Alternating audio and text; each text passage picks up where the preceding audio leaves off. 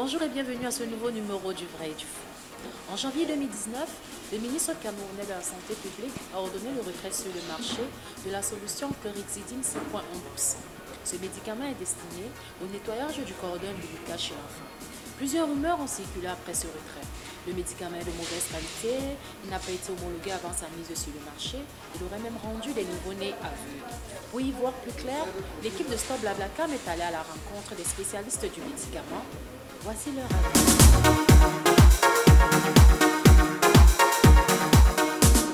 En fait, c'est une solution antiseptique.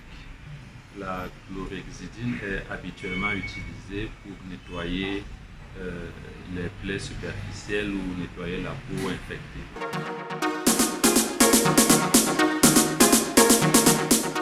Tout médicament peut avoir des effets secondaires.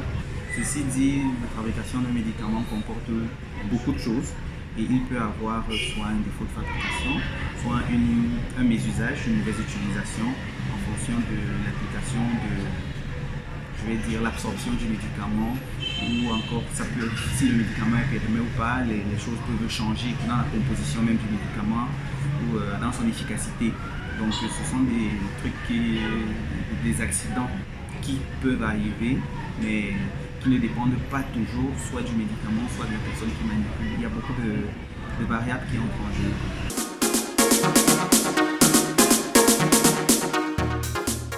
C'est possible parce que si on ne l'utilise pas à bon escient, c'est-à-dire s'il y a par exemple une erreur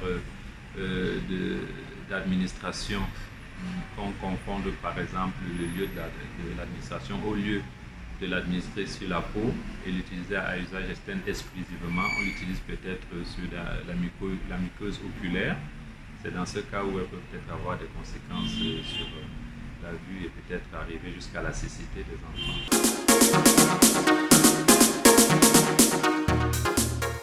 Toutes les ordonnances du ministre ou bien les circulaires du ministre sont bien effectivement respectées par les pharmaciens d'officine.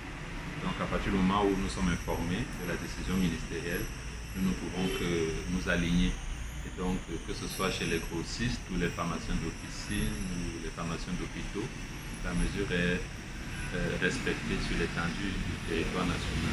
Dès lors qu'il y a un souci sur le terrain avec l'utilisation d'un médicament, la première étape, c'est d'abord de retirer le médicament pour maintenant chercher la cause. Si déjà il y a véracité dans le fait que c'est le médicament qui a provoqué le problème, il faut déjà trouver si c'est le médicament, si c'est le manipulateur, ainsi de suite. Si c'est le médicament, pour monter jusqu'à la source, savoir si c'est dans sa composition, si c'est dans la fabrication de ce lot précis, ou alors c'est, quand on parle de pharmacovigilance, si c'est dans le temps qu'il y a eu un souci, trouver le problème pour maintenant pouvoir apporter la solution. Donc c'est la procédure normale qu'on fasse un retrait pour une analyse plus approfondie avant de remettre, si possible, le médicament sur le marché.